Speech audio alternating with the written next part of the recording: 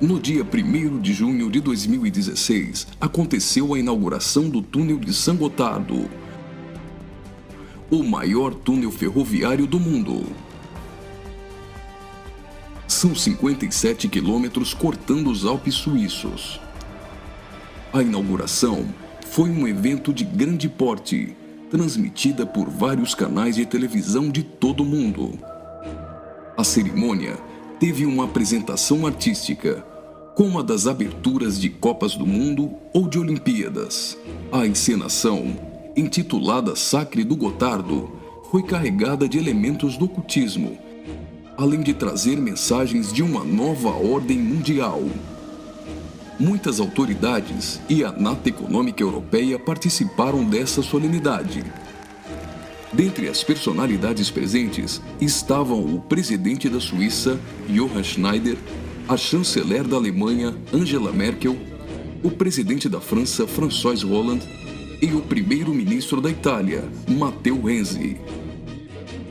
A inauguração do túnel teve ainda uma celebração ecumênica e recebeu a bênção sacerdotal de um rabino do judaísmo, de um imã do islamismo, de um padre da Igreja Católica e de uma pastora luterana.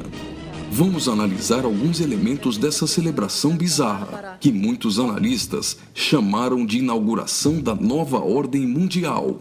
Na primeira parte, em ambiente fechado, a humanidade é representada por uma marcha de zumbis, pronta para receber ordens. Surge então um anjo na forma de bebê. Aparentemente, este representa Lúcifer. O anjo caído já começa a apresentar semelhanças com Baphomet, que é um dos principais símbolos de Satanás em algumas linhas de culto pagão. Observe, dentre as personalidades presentes, esse sujeito, portando um cetro e vestido com traje de algum tipo de organização ou irmandade. Ele traz um broche com a figura de um bode que deve representar também Baphomet.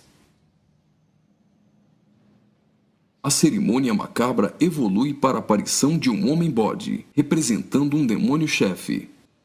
Esse demônio exerce autoridade e liderança sobre outros demônios que são liberados pelo mundo, representado aqui pela ferrovia. Por essa ferrovia, passam vários períodos da humanidade, revivendo alguns tipos de sociedades secretas e rituais pagãos dos celtas, da Grécia Antiga, do hinduísmo e principalmente do Egito Antigo. Observe ao fundo a figura do Sol, representando um dos principais objetos de adoração das culturas antigas. Sob a ordem do chefe, os demônios se lançam para cumprir sua missão na Terra. Aqui, vemos a representação de antigas sacerdotisas e místicos adoradores, todos sendo conduzidos pelo homem-bode. As sacerdotisas estão levando um cordeiro, como algo a ser oferecido em sacrifício.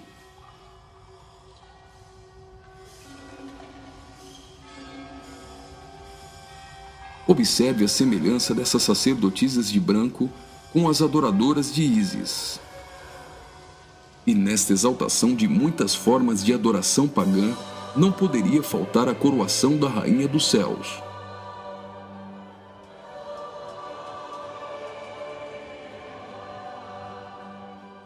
A cerimônia prossegue, agora em um ambiente externo. A parte interna exaltou a adoração pagã histórica. Na parte externa, o evento se torna uma cerimônia satânica regida pelo homem-bode. Os zumbis representam a humanidade manipulada, caminhando rumo a um futuro incerto. Os atores correm atrás de uma conquista. O túnel inaugurado literalmente furou 57 quilômetros de rochas nos Alpes suíços. Aparentemente, aqui a humanidade está tentando vencer a rocha, que pode representar Jesus.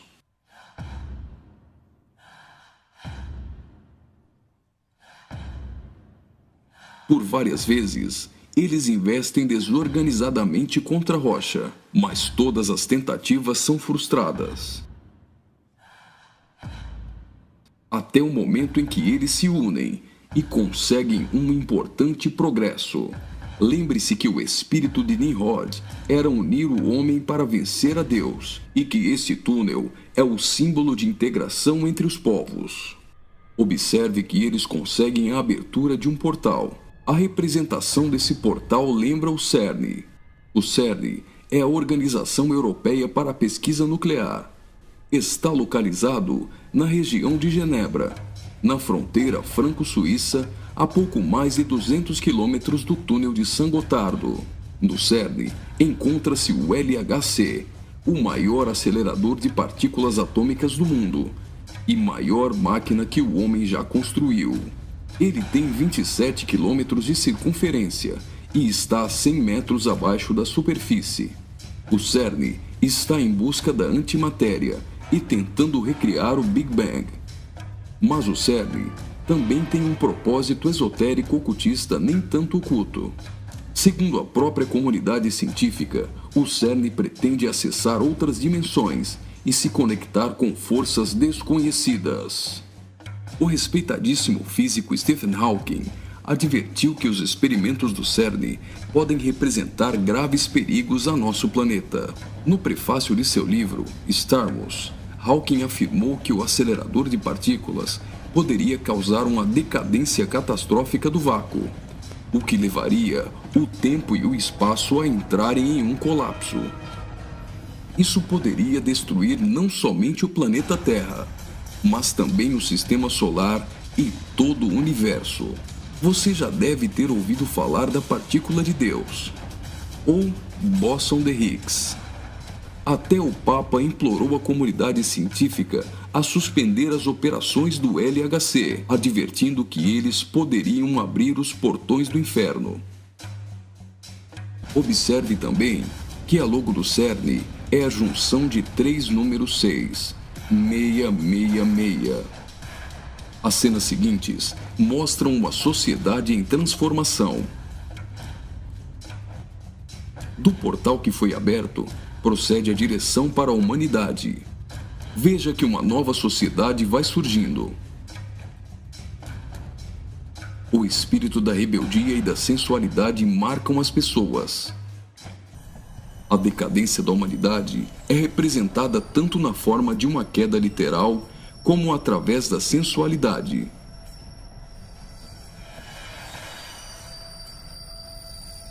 Do portal surge um corpo nu, e logo as pessoas ficam endemoniadas.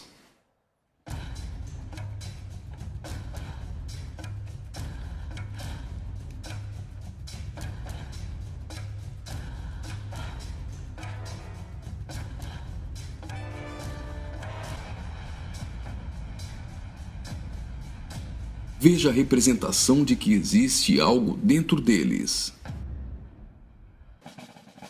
Trabalhadores do túnel aparentemente são representados aqui, mas observe que a verdadeira representação é o deus Shiva, da trindade hinduísta. Shiva é o deus da destruição. Ele destrói para dar lugar a algo novo. A dança de Shiva é considerada a manifestação física do ritmo cósmico. Observe que na entrada do principal laboratório do CERN existe uma imagem de Shiva. A dança destruidora de Shiva é associada à aceleração ou à dança das partículas. A cena seguinte lembra os operários mortos na construção do túnel, mas na verdade representa o sacrifício humano.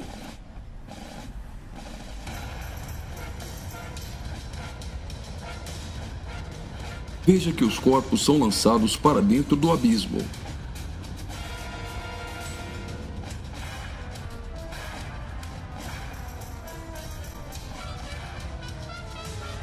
Preste atenção.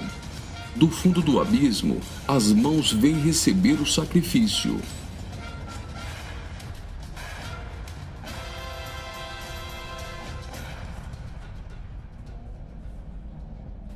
A morte dos trabalhadores dá lugar a 3 almas que sobem do abismo.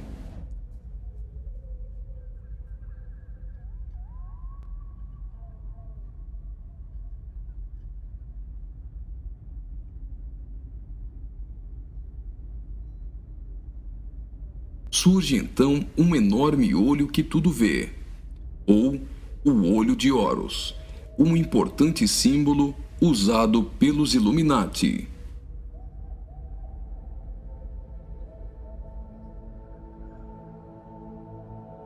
Agora, o homem-bode passa a ter um papel ainda mais importante na cerimônia, e as representações do livro de Apocalipse vão ficando mais evidentes.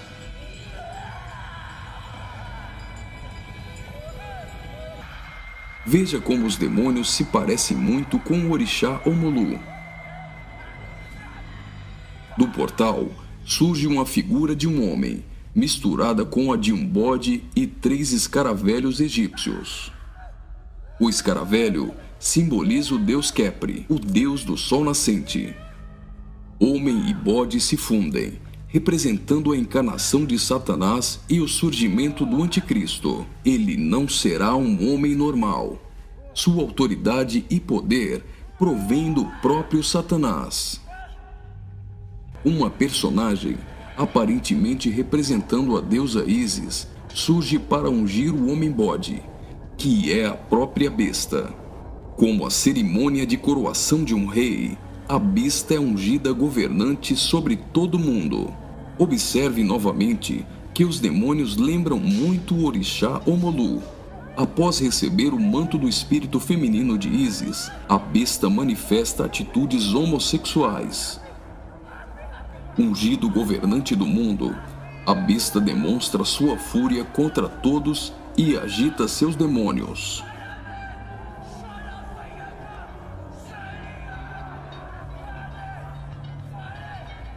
Logo, os demônios sob comando da besta ficam ouriçados.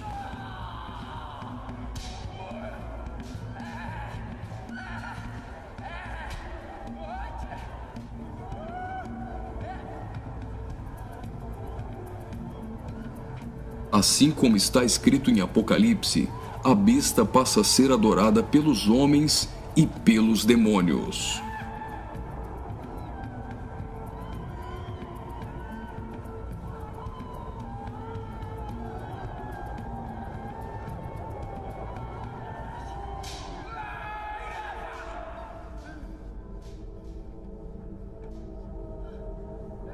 Observe agora o surgimento de 11 personagens, aparentemente representando a Igreja dos 11 Apóstolos.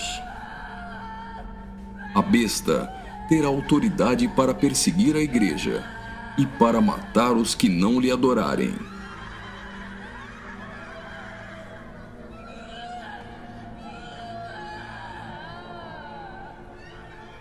Observe que no telão a besta tem várias cabeças. Logo, a besta parece ter sido ferida na cabeça. Leva as mãos à cabeça e vai caindo. Segue-se então uma cerimônia fúnebre, com um antigo canto germânico do ocultismo. Veja essas pessoas carregando árvores secas invertidas. Observe que as raízes estão para cima. Assim como a cruz invertida é um símbolo do satanismo, tudo que se apresenta invertido representa o contrário. A imagem do telão é a árvore da morte, que é o contrário da árvore da vida.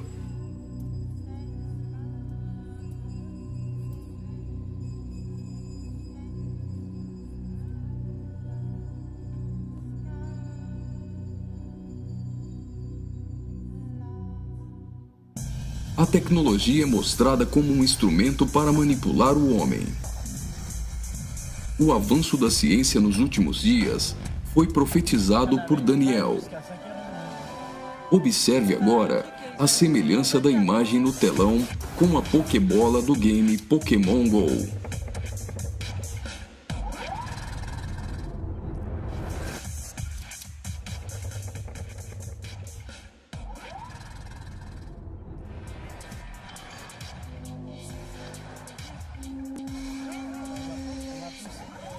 Enquanto na parte inferior da tela aparece uma segunda besta caminhando em direção à primeira, ao fundo surge a figura da Grande Meretriz.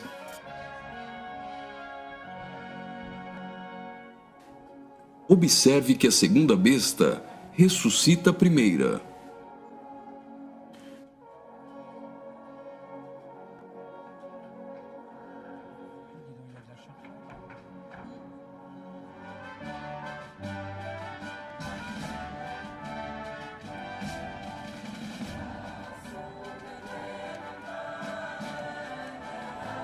Note que os símbolos maçônicos estão presentes em várias partes da celebração. Aqui, temos o olho de Horus e o compasso com um esquadro. Os três personagens de cabeças grandes aparentemente representam as nações da Terra, os reis da Terra e os mercadores da Terra que foram embriagados e se prostituíram com a grande meretriz.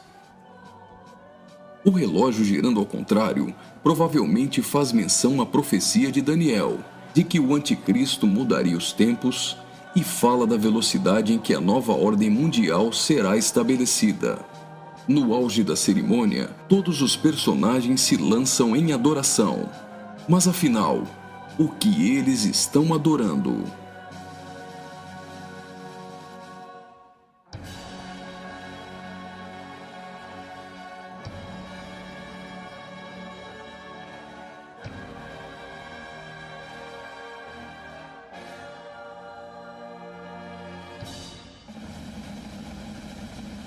Então, o trem sai do túnel. Mas certamente eles não estão adorando um trem. Eles adoram aquele a quem pensam que venceu a rocha. Eles adoram o grande dragão, a antiga serpente, que se chama Diabo e Satanás, o sedutor de todo mundo. Pensam que Satanás venceu a Cristo. A celebração é como se fosse uma grande vitória, como a consumação de uma enorme conquista.